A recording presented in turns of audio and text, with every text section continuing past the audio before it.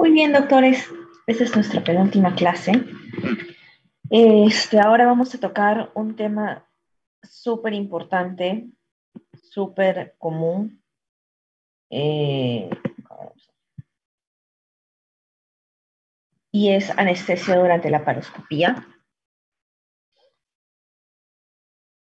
Y esto sí les va a ser de competencia, sobre todo a muchos de ustedes si son anestesiólogos, si son cirujanos, si son ginecólogos, este, y las especialidades pues que hagan la paroscopía. Porque por muchas veces la parte quirúrgica en algunas ocasiones no le da la importancia el tiempo de la paroscopía en el paciente. Por ejemplo, yo trabajo con pacientes bariátricos y para poder realizar las cirugías bariátricas utilizan dos insufladores de la paroscopía y es realmente uh, problemático a veces este tipo de cirugías porque encima están a presiones y a flujos realmente altos. Y ahora pues vamos a conversar sobre la anestesia durante la laparoscopía. La laparoscopía la hicieron los ginecólogos en el 55, pero quienes son más duchos ahora en lo que es la laparoscopía definitivamente pues son los cirujanos. Nos da muchos beneficios, comenzando por menos instancia hospitalaria, es más barato, menos dolor, menor tiempo de recuperación, menor sangrado intraoperatorio, menores complicaciones pulmonares, menores alteraciones metabólicas, por supuesto que mejor cicatrización. Y es una técnica que tiene alta demanda. Se utiliza en cualquier edad, eh, hasta en los bebitos, cuando por ejemplo quieren realizar su técnica de quirúrgica por atresia esofágica, a veces también utilizan la paroscopía, en este caso toracoscopía, unos chiquitos muy pequeñines. Entonces es una técnica muy útil, muy versátil, realmente se puede hacer casi de todo vía laparoscópica. El hecho de que haya menos dolor en el postquirúrgico inmediato disminuye mucho los costos de reingreso, de estancia en cama hospitalaria. eh, el, el hecho que haya menor sangrado también disminuye las complicaciones y disminuye mucho la mortalidad en pacientes, dándole esta oportunidad. Entonces es algo que se viene haciendo ya desde un buen tiempo. Pero, ¿qué gas usar? ¿Ya? ¿Qué gas usar? Se ha tratado con muchos gases, con aire, con oxígeno, con helio, con nitrógeno, con argón, con óxido nitroso, pero cada uno tiene sus pros y sus contras, ¿ya? ¿Cuál sería el gas ideal para utilizar en una laparoscopía? Porque finalmente lo que ustedes van a hacer es entrar con los trócares a la cavidad abdominal y separar el, la cavidad abdominal y los órganos pues, de la pared abdominal, ¿no es cierto? Utilizando este gas. Entonces, este gas debería tener unas características adecuadas que no existe un gas ideal, pero existe un gas que se acomoda mucho mejor a la laparoscopía, pero que igual tiene sus efectos adversos. Entonces, el gas ideal debería tener mínima absorción peritoneal para que no ingrese, por ejemplo, el tejido celular subcutáneo. Mínimos efectos fisiológicos, no debe haber mayores alteraciones con respecto a la fisiología. Debe ser de rápida excreción del gas, no debe ser combustible, ¿ya? Debe tener mínimos efectos por embolización y debe ser muy soluble en sangre. Entonces, por ejemplo, se empezó a utilizar oxígeno y aire comprimido, pero ¿qué pasaba? Estos gases hacen mucha combustión. El helio y el nitrógeno eran totalmente insolubles. El argón tenía mucha predilección por el flujo hepático y el óxido nitroso también hacía combustión. Entonces, dentro de los gases que se utilizaron, pues se encontraron que el CO2 es un gas que se asemeja a lo que es el gas ideal. Es de rápido aclaramiento, o sea, un clearance mucho más rápido y tiene una buena absorción vascular, lo que puede causar émbolos e hipercapnia, por supuesto, ¿no? Pero es algo que pues podemos manejar. Entonces, cuando nosotros vamos a realizar la paroscopía y te van a decir, tráeme el balón del CO2, ustedes van a notar que a diferencia del aire comprimido, que es un balón amarillo, que a diferencia del óxido nitroso, que es un balón azul, a diferencia del oxígeno, que es un balón verde, el del óxido nitroso es un balón plomo. ¿Y qué es lo que se va a hacer? Como les mencioné, se va a elevar la pared abdominal, realizar un neumoperitoneo, ¿ya? Antes se utilizaba hasta 20 milímetros, 20, 25 milímetros de mercurio de presión, pero es bastante. Realmente el neumoperitoneo debe ser de 10 a 12, idealmente, milímetros de mercurio, para que pueda darle una buena visualización de los órganos al cirujano y, por supuesto, no causar mayores alteraciones hemodinámicas. Es ahí cuando les digo, imagínense las cirugías que les comentaba, donde hay dos equipos de la paroscopía, pues los efectos fisiológicos son bastante perjudiciales a veces para el paciente. Ahora, quiero hacerles una pregunta. ¿Quién es más rápido, doctores? ¿El oxígeno o el CO2?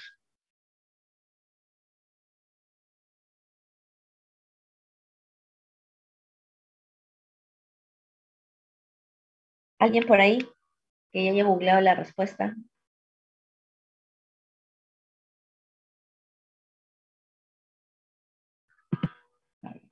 Abigail, vayan pasando la lista, por favor, ¿ya? Bueno, el más rápido es el CO2, ¿ya? Es 20 veces más rápido que el oxígeno, doctores. Entonces va a tener bastante absorción a nivel sistémico.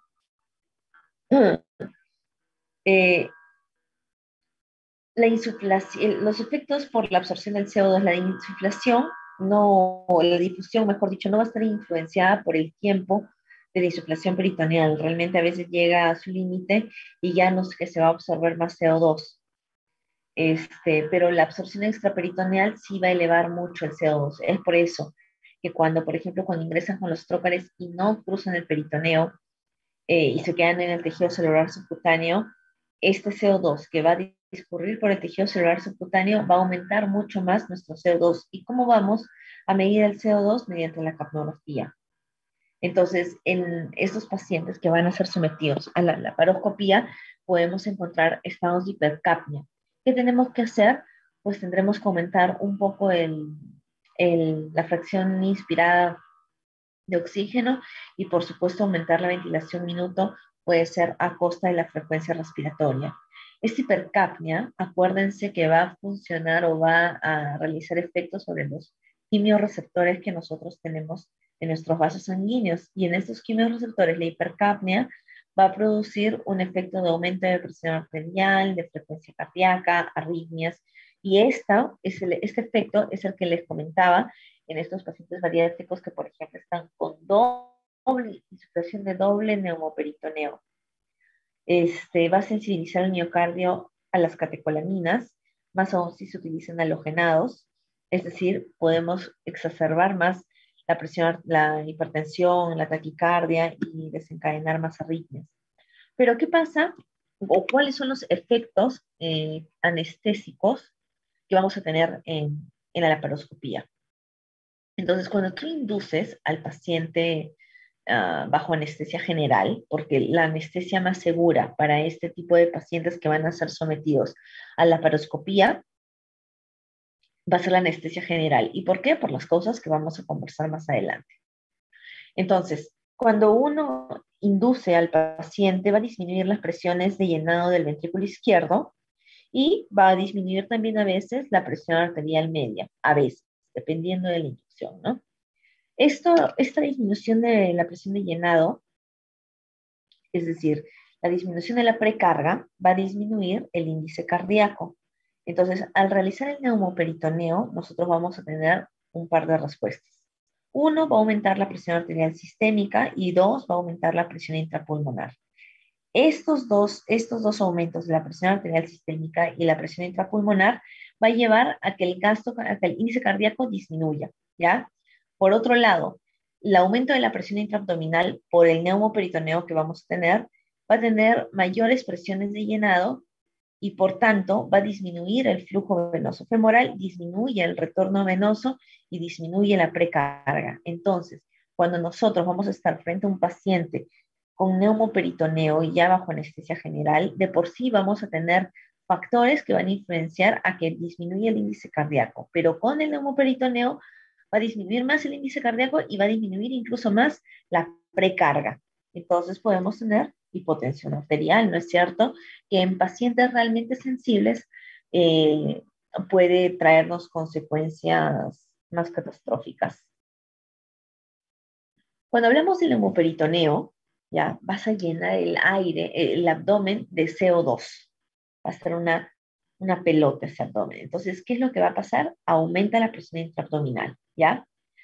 Entonces, ¿nuestro diafragma va a poder movilizarse igual? No, no va a poder movilizarse igual porque va a tener menos espacio, ¿ya? Entonces, el diafragma va a elevarse. ¿Y qué es lo que va a producir esta elevación del diafragma por el hecho de la presencia del neumoperitoneo?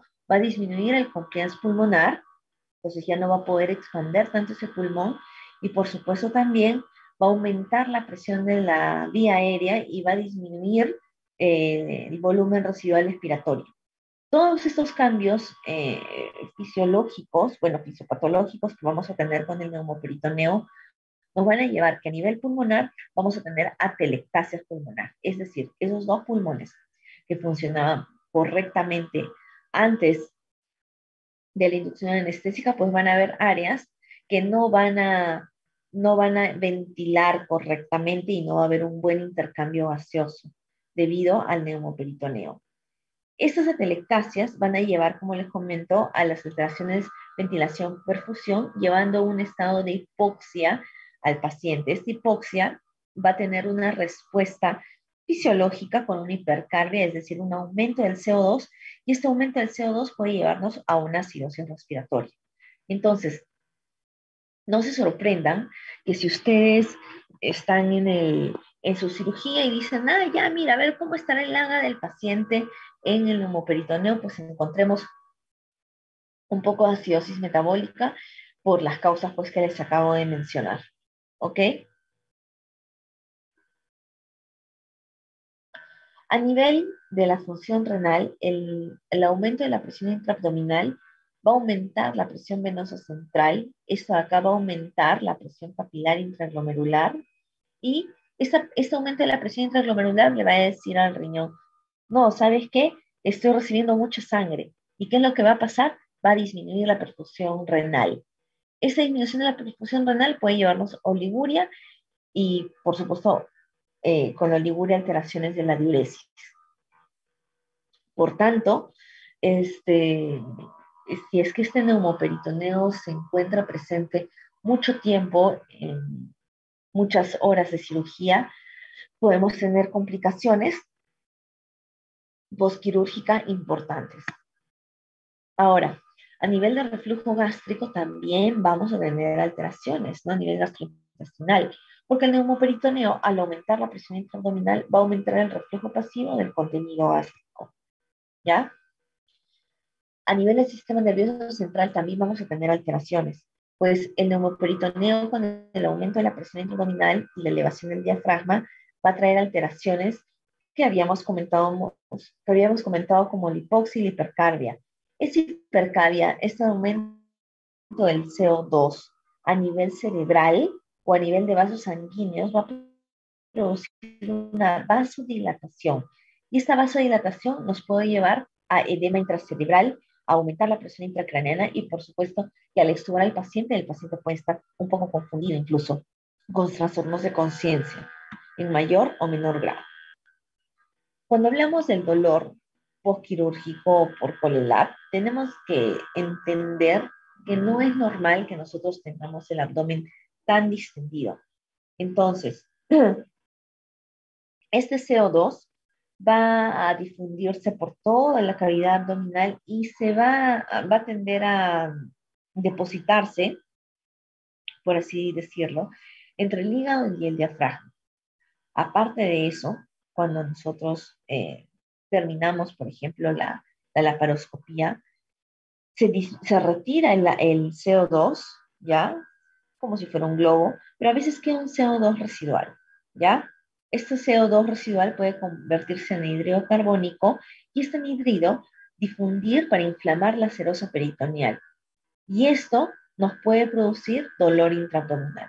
Ahora, cuando el CO2 se queda entre el hígado y el diafragma, también va a traccionar los ligamentos y eso también va a producir dolor porque nos va a irritar el nervio frénico y por eso en 3 sobre 10 pacientes podemos encontrar omalgia del hombro derecho.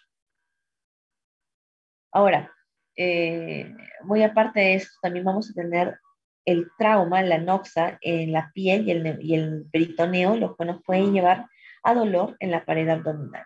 ¿Ya?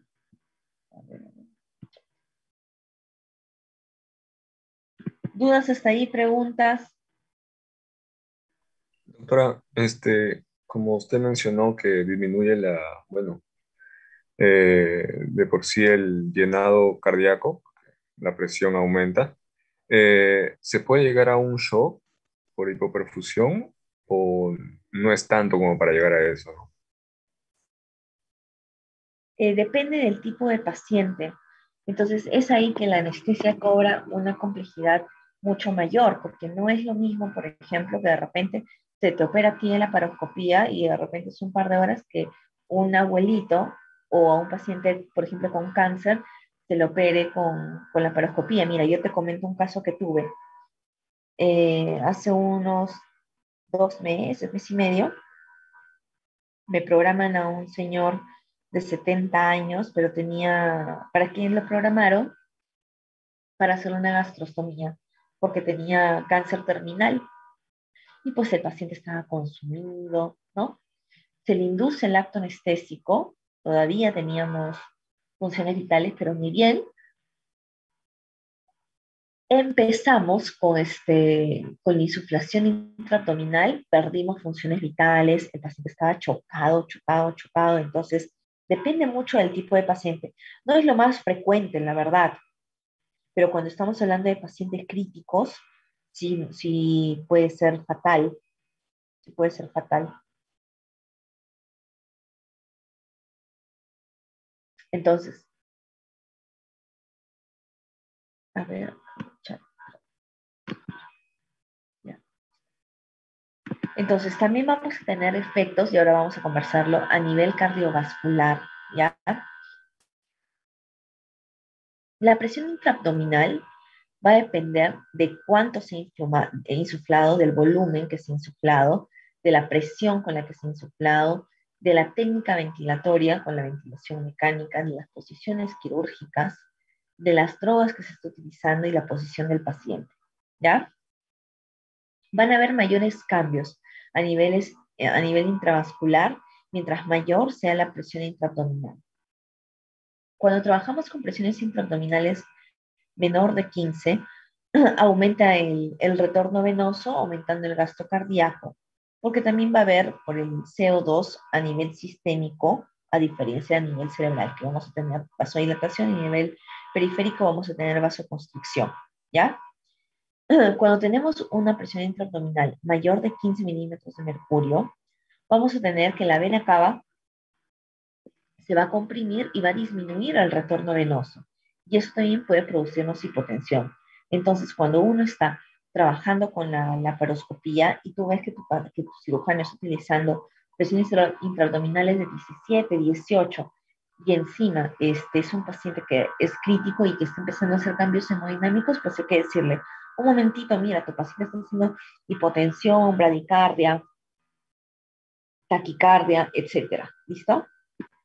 Lo ideal sería trabajar con 10 a 12 de laparoscopía, ¿no? De presión intraabdominal.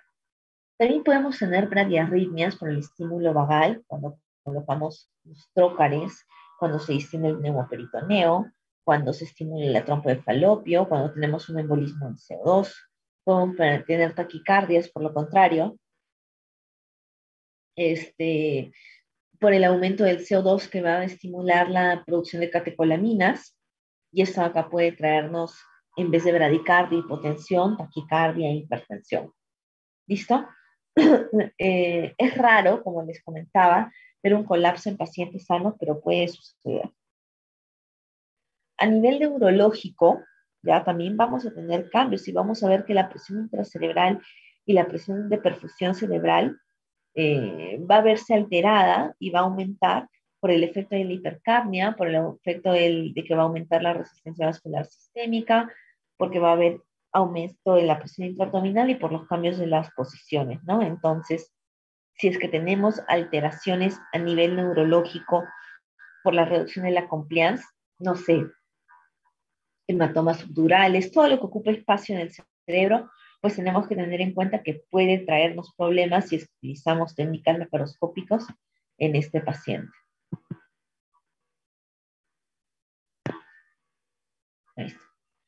Entonces, hay que, cuando nosotros vamos a dar anestesia a las laparoscopías, el cirujano muchas veces puede que quiera posiciones en especial, sea Fowler con los pies abajo, Trendelenburg con los pies arriba, side izquierdo, side derecho, navaja, decúbito prono, etcétera. Vamos a tener también alteraciones en la hemodinámica del paciente que pueden empeorar la función cardiopulmonar, que pueden aumentar también a nivel gastrointestinal el riesgo de regurgitación y de aspiraciones y que puede, por supuesto, ser potencialmente nociva en las lesiones nerviosas. Acordémonos que cuando estamos con un paciente en Trendelenburg y esta posición es común en la Pendilab, ¿ya? Va a disminuir el retorno venoso, disminuye el gasto cardíaco, la presión arterial media y aumenta las resistencias vasculares periféricas y pulmonares. Perdón, esto es cuando estamos en un Fowler, Trendelenburg invertido, es decir, pies abajo. ¿Ok? Pero cuando estamos en un Trendelenburg, es decir, pies arriba, va a aumentar el retorno venoso porque va a mejorar la precarga y va a normalizar la presión arterial. Entonces, cuando nosotros estamos frente a un paciente que va a ser operado para la laparoscopía, tenemos que manejar la ventiloterapia de una manera adecuada para esta cirugía, porque de por sí vamos a tener riesgos potenciales para la lesión pulmonar, sea por la laparoscopía mismo, por la disminución de la compliance pulmonar, pues vamos a tener que manejar bien nuestra ventiloterapia. Vamos a ver que en la cirugía laparoscópica vamos a tener mayor riesgo de tener atelectasia, a pesar de las estrategias, se ha determinado que volúmenes bajos tirales en el paciente bajo el que es operado bajo la laparoscopía van a llevarnos a mejores outcomes. PIPs no tan alto, de 5 a 15, si realizamos maniobras de reclutamiento intraoperatorio, pues podemos disminuir estas complicaciones como la atelectasia. Lo más útil, usualmente, para eliminar el CO2 es la ventilación controlada por volumen más que por la presión, pero es algo bastante relativo todavía, ¿ya? Entonces, dicho esto, vamos a ver, chat. Ya.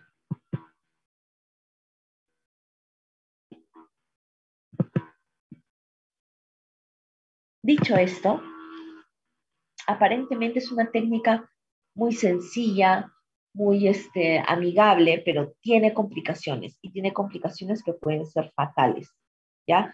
Primero, que no estés en cavidad abdominal, ¿no es cierto? Que insufles de manera extraperitoneal de manera inadvertida. ¿Por qué? Porque no entró la aguja de veres bien, porque no colocaron bien el primer trocar. Entonces, todo este CO2 que tú vas a insuflar puede irse por el tejido celular subcutáneo y traernos problemas como hipercapnia intraoperatorio. Esta hipercapnia nos va a llevar a alteraciones ácido-base como la acidosis respiratoria.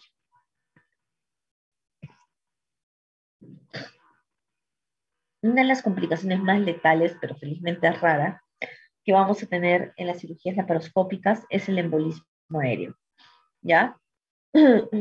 ¿Y qué cuadro clínico vamos a tener con el embolismo? Hipotensión profunda, cianosis, arritmia cardíaca, sistolia, es decir, paro cardiorrespiratorio, incremento súbito del dióxido de carbono, ¿ya? Vamos a poder visualizarlo con ecocardio, con ecodoppler.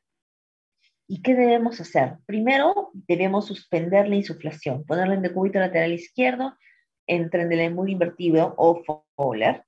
Y, por supuesto, el FIO2 aumentarlo a 100% para que se pueda expulsar este CO2 que se ha ido pues, por un embolismo aéreo. Hay técnicas que refieren que podemos aspirar por un catéter venoso central la sangre y el aire, aunque no esperen ver en la sangre una burbuja, porque como el aire difunde por la sangre, no lo van a ver de esa manera, ¿no? Y muchas veces, si es que el paciente entra en paro cardiorrespiratorio, pues hay que hacer maniobras de RCP. Otra de las complicaciones que vamos a poder tener por el tema de la laparoscopía va a ser neumotórax. ¿Ya? El neumotórax es relativamente frecuente y las laceraciones del peritoneo visceral y de la pleura pueden causar este daño. Se va a caracterizar porque el paciente va a empezar a desaturar, la presión de las vías respiratorias va a aumentar tu presión pico, tu presión plató, vamos a tener hipotensión y podemos también pues, tener paro cardiorrespiratorio. Aparte del neumotórax, podemos tener neumomediastino y neumopericardio. ¿Por qué? Por difusión del aire. Especialmente si es que tenemos enfisema celular subcutáneo a región cervical, pues podemos producir este cuadro de neumopediastino. ¿Ya? El manejo de estos cuadros va a depender de la severidad. Y pues definitivamente tenemos que liberar el neumoperitoneo para evitar la producción de más daño del que vamos a tener. Otra de las lesiones frecuentes, bueno, no tan frecuentes, a veces sí, es la lesión vascular, que cuando uno ingresa con el ombligo, el trocar, por eso ya no se utiliza mucho la aguja de Veres, para poder ingresar al peritoneo, entonces podemos tener lesión vascular. ¿Y qué vaso sanguíneo es el más grande que está discurriendo en esta área? Pues la arteria abdominal torácica, ¿no es cierto? La arteria aorta torácica, ¿no? Entonces, muchas veces van a tener que convertir en la protomía o simplemente a veces el paciente puede fallecer también por eso, ¿no? Si es que el cirujano no logra controlar el sangrado. Y es que si ustedes ven, por ejemplo, un trocar o una aguja de Verés, es bastante grueso y es bastante grande. Bueno, también podemos tener lesiones gastrointestinales al momento del ingreso del trocar, muchas veces por el tema del trauma. Pueden ser laceraciones en órganos abdominales huecos, como los intestinos, otros sólidos, como el hígado, el vaso, ¿sí? Pueden lesionarse por la entrada de los trócares.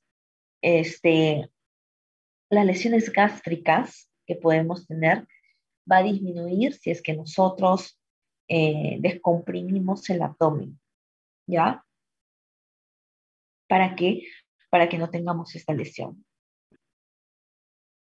Las náuseas y los vómitos es una complicación frecuente de la cirugía laparoscópica. Acuérdense que van a manipular todo lo que es la cavidad abdominal y podemos tener estas alteraciones. Ahora sí.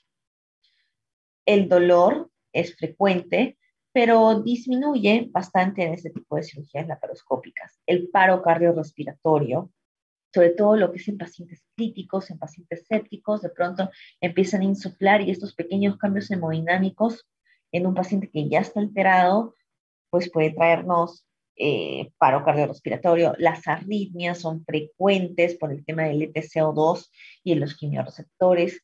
La hipotermia es una complicación que no muchos lo toman en cuenta, pero, perdón, pero es una de las más importantes. Incluso cuando insuflas la cavidad abdominal de CO2, puede esto inducir a mayor hipotermia en el paciente. ¿Y cuál es la tríada de la muerte? Coagulación, acidosis e hipotermia.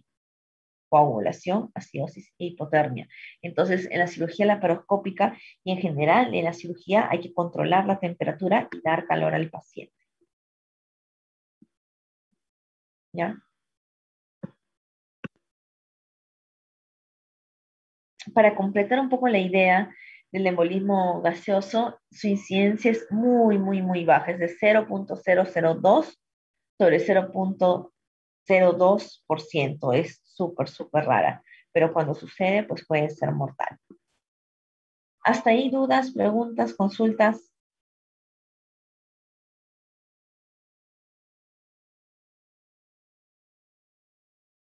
Ok, son 10, no, son las 11:01, a las 11:10 empezamos la segunda parte, ¿ya? Ok, doctora. Entonces, descanso, ¿verdad? Sí, descansito. Ok, ok, doctora. Gracias.